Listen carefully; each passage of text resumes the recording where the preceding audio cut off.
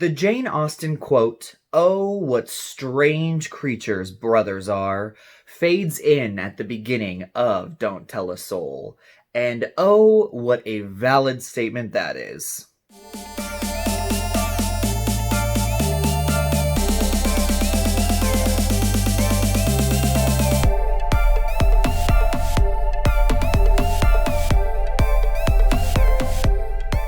Don't Tell a Soul was just released yesterday on video on demand, so it is available for you to rent or to own now.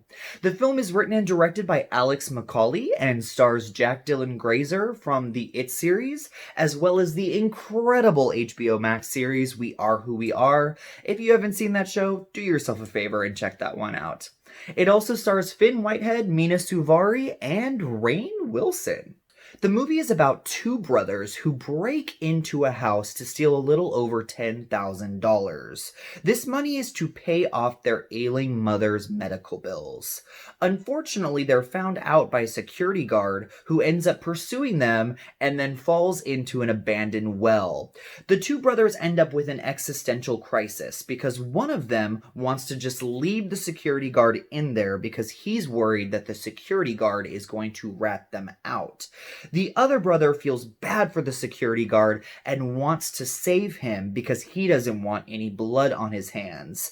And this begins a very thrilling power struggle between two brothers. Before we tell you our thoughts on the movie, please make sure to subscribe to the channel if you haven't already, like the video if you liked it, and also comment down below and let us know what you think. We love to have conversations here on Lost in the Real. Now on to the review.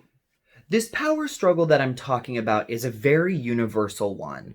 This pops up almost all of the time in life when it comes to siblings, as the older sibling always thinks that they are better, stronger, more intelligent than their younger siblings. They also have this utter need for control, as well as this responsibility to the younger siblings if tragedy strikes. And in the case with this movie, both of these brothers have not only lost their father because he was murdered, but also are taking care of their mother who is slowly dying. And the film asks the question, what if this oldest sibling goes too far? This crazy dynamic between these three characters creates such a tense atmosphere throughout the film, because you know Mr. Hamby can only stay in that well for so long until he dies, so he is going to do whatever he has to do to get out. You also realize that these two brothers will do whatever they have to do to ensure that they feel what is right is actually done. Fionn Whitehead is absolutely terrifying in this movie.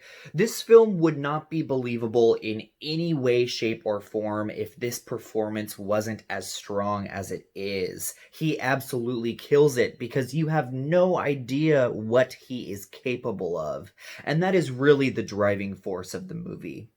Jack Dylan Grazer just wears his heart on his sleeve in this film. He is such a gentle and kind soul, but he also has to be very tough and strong because he needs to survive his unhinged brother. And Rainn Wilson, it is so good to see him in another film, especially such a departure from what he usually does. He is menacing here when he needs to be, but also intriguing and empathetic. It's a really interesting mix of character traits, and he definitely pulls it off. So, 3/4 of this movie is an extremely well-executed, well-acted, taut, and nail-biting thriller. Unfortunately, it does not land its emotional impact of an ending that it's trying to. Also, there are very silly lapses of logic in this movie, and Mena Suvari is painfully miscast as their ailing mother. It's not that it's a bad performance, she just does not fit into the mix of this movie. So I will be giving Don't Tell a Soul 2.75 walkie-talkies out of 5.